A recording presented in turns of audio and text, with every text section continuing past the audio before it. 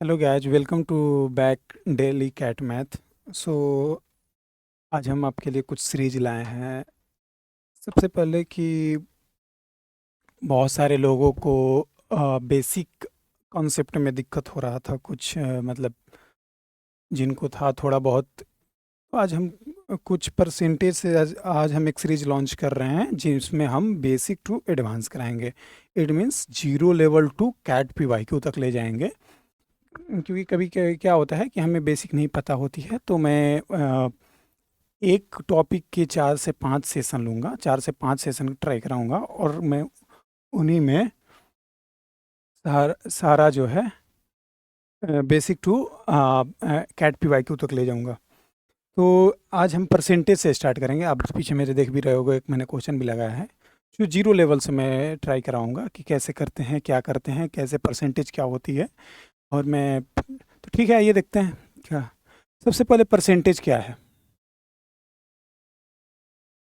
सब लोग, आप लोग ने परसेंटेज तो जानते ही होंगे कि आउट ऑफ मार्क्स, मतलब एज लाइक द मैं बोलूँ कि 500 फुल मार्क्स का था और उसमें मैंने 300 मार्क्स गेन किया।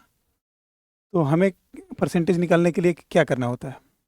हम क्या करेंगे, यहाँ पर 300 जितने मार्क्स गेन किए हैं मैंने और ऑब्टेन किया है, और जितना फुल मार्क्स का था 500 इंटू 100, क्योंकि परसेंटेज जो है होता है वो 100% तक होता है।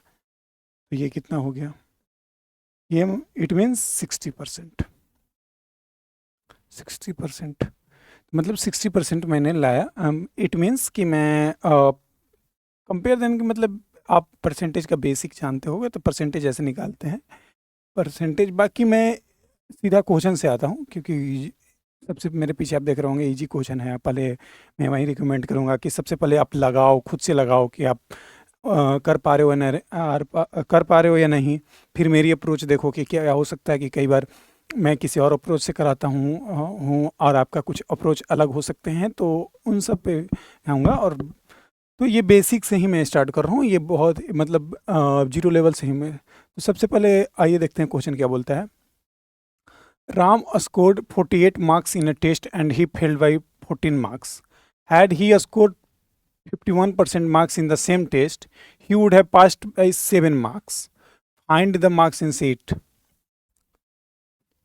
तो इसमें बोल रहा है कि राम जो है वो 48% मार्क्स गेन करता है और 14 मार्क्स से 14 मार्क्स से वो फेल हो जाता है।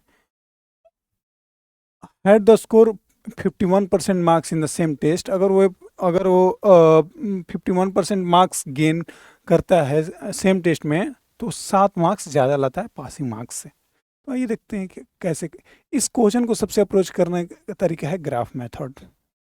अगर आप बिगनर हो तो ग्राफ मेथड ट्राई करो। लेट सपोज लेट सपोज ये एक लाइन है, यहाँ पर कहीं पासिंग मार्क्स है। लेट सपोज कोई भी, ये मान लो 48% है। कितना कम ला रहा है पासिंग मार्क्स से? 14 मार्क्स। 14 मार्क्स इसके कम है, पासिंग मार्क्स से 14 मार्क्स कम है। और 51% ला रहा है, कहीं यहाँ पर आ रहा होगा 51%। और कितने मार्क्स ज़्यादा है? 7 मार्क्स ज़्यादा है पासिंग मार्क्स से। ये पासिंग मार्क्स है तो इससे 7 नंबर ज़्यादा है, ये 14 मार्क्स कम है। तो इनका दोनों का कंपेरिजन कितना है? 3% का है। और इन दोनों के बीच में कितना डिस्टेंस है मार्क्स वाइज? तो 21 नंबर है। 14 + 7 21 नंबर। इट मीन्स 21 नंबर 3% का इक्वल है। 3% का परसेंटेज में 3% आ रहा है और मार्क्स में 21% आ रहा है। तो अगर हम 21% 3% का इक्वल है, तो अगर 20/3 कर देंगे तो हमें 1% का वैल्यू मिल जाएगा। और हमें निकालना है फाइंड द टोटल मार्क्स। तो टोटल मार्क्स तो 100% का होता है, तो इंटू 100 कर देंगे। 21 मार्क्स 3% का हो रहा है अगर, तो 21 मार्क्स को अगर डिवाइड करेंगे 3 से, तो 1% का वैल्यू आ जाएगा। और 1 को 100 से मल्टीप्लाई कर देंगे, 100% का वैल्यू आ जाएगा, जो कि फुल मार्क्स हमें है। फुल मार्क्स पूछ रहा है तो 7 700 मार्क्स। इतना इजी क्वेश्चन है। आप परसेंटेज ही बहुत, मैं एक और रिकमेंड करूंगा कि परसेंटेज बहुत ज़्यादा, मतलब इस पर कमांड बैठाने की बहुत ज़्यादा ज़रूरत है, क्योंकि इस परसेंट प्रॉफिट एंड लॉस, मतलब SICI भी कुछ हद तक परसेंटेज से जुड़ी रहती हैं। Percentage, ratio and mixture, average, ये सब अर्थमेटिक की जान है, हार्ट है। आपको इन सब, अगर आप इन सब सारे टॉपिक पर आप अगर कमांड कर लेते हो, देन आगे का जो है वो अपने आप होता रहेगा। चलिए आइए, ये 700 मार्क्स हो गया इसका आंसर। नेक्स्ट देखते हैं।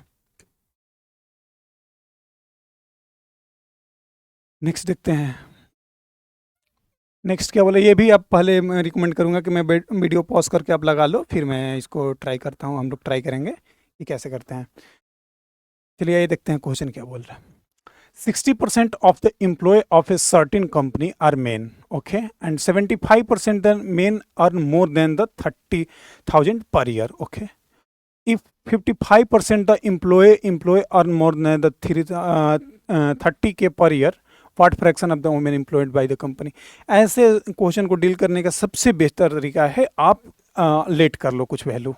सबसे ज़्यादा परसेंटेज दिया है, इसमें कोई एक्चुअल वैल्यू नहीं है और हमें एक्चुअल वैल्यू पूछ भी नहीं रहा है, तो आप लेट कर लो, सबसे आसान वैल्यू आ जाएगा। मैं टोटल मान लेता हूँ, टोटल जो है वो 1000 मान लेता हूँ। क्योंकि 1000 क्यों, 1000 इसलिए क्योंकि कैलकुलेशन ज़्यादा नहीं आती है। 1000 और 100 लेने पर कैलकुलेशन बहुत ज़्यादा करने में ईजी होती है। तो हमें 60% मेल बोला है, तो 600 मेल हो गए, और फीमेल कितना आ गई, तो फीमेल हो गई 400, ठीक है।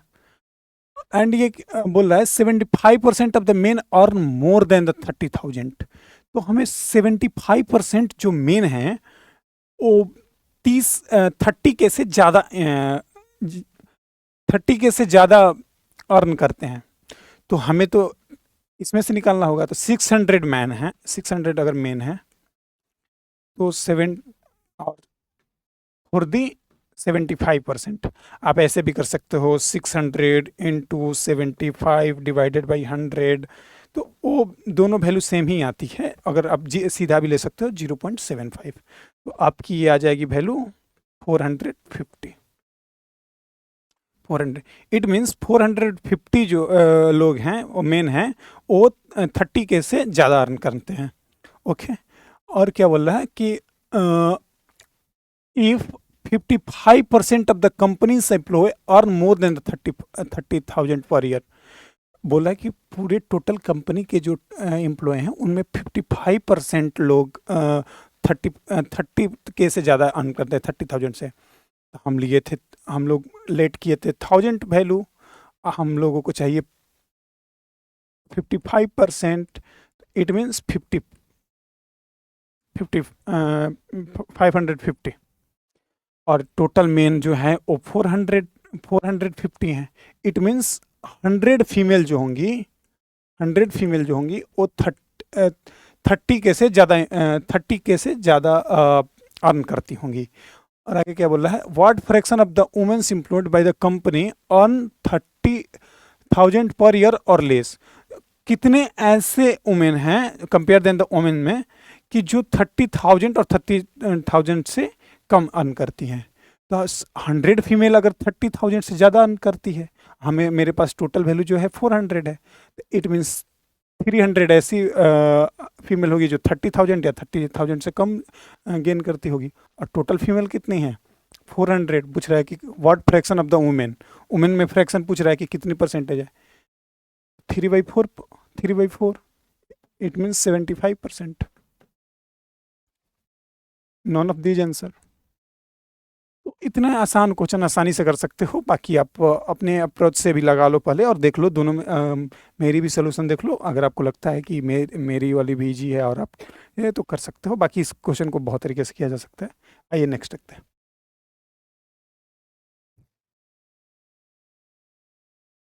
ये इस क्वेश्चन में बहुत ही अच्छा कॉन्सेप्ट है जो कि हम सीखेंगे आज। बहुत ही कंपेयर कॉन्सेप्ट जो है बहुत ही अच्छा कॉन्सेप्ट है रिस परसेंटेज की, जो आपको आना चाहिए। मैं फिर से यही रिकमेंड करूँगा कि आप सबसे पहले ये क्वेश्चन को लगाओ, और नहीं लगता है तो देन आप 1 से 2 मिनट लो, वीडियो को पॉज करो, 1 से 2 मिनट लो, और आप बेसिकली क्वेश्चन को लगाने का ट्राई करो। सोल्यूशन का पहले देखने का कोई ज़रूरत नहीं है।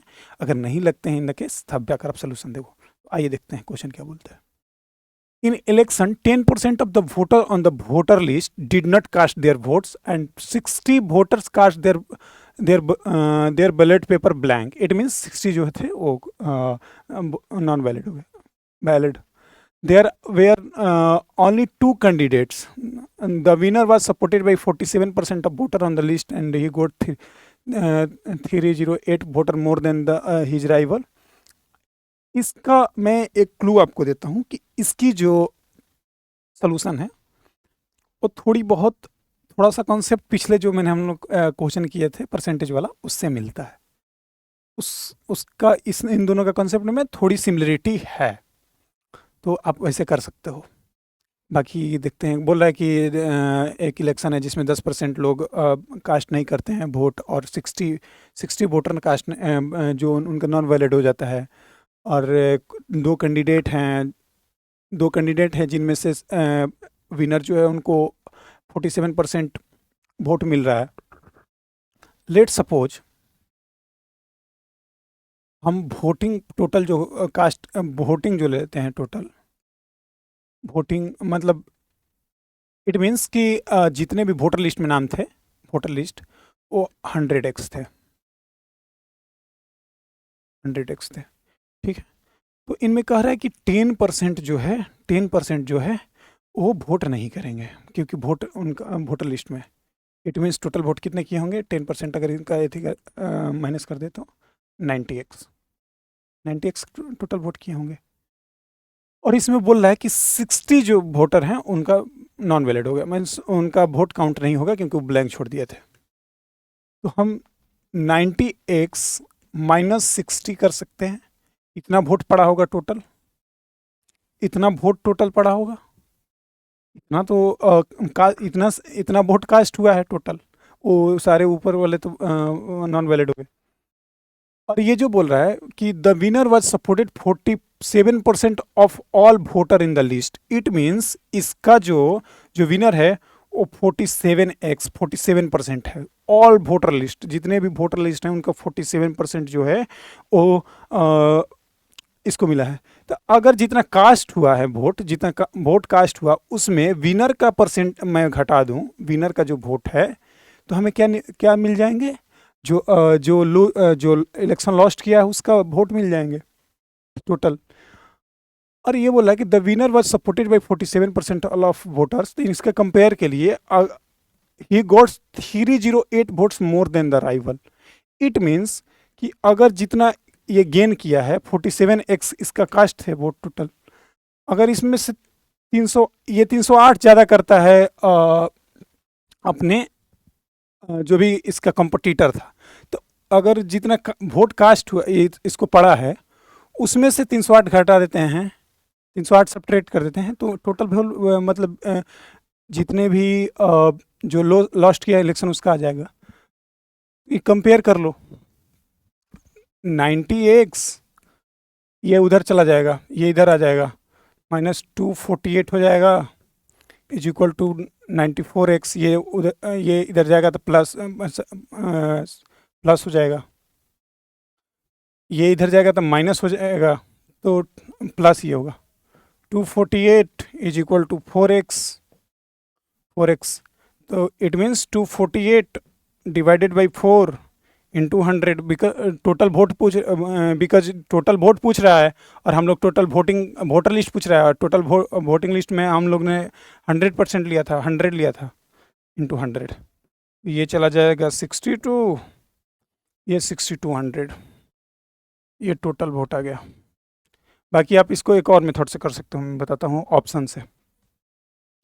ऑप्शन मेथड से भी आप जा सकते हो। और मैं उसके लिए अभी मैं नहीं कराऊंगा ऑप्शन मेथड, क्योंकि अभी बेसिक कॉन्सेप्ट हम लोग बात कर रहे हैं। सो हम लोग पहले बेसिक कॉन्सेप्ट पर ही ध्यान देंगे, अपने कॉन्सेप्ट बिल्ड कर लेंगे। बाकी option and hit and trial method तो लास्ट में है ही हम लोग के लिए, उनको भी मैं कराऊंगा कैसे किया जाता है। मैंने अब पिछले सेशन में कराया भी है कैट PI को। और सो सबसे पहले आप इसको लगाओ। ठीक है, आगे चलते हैं।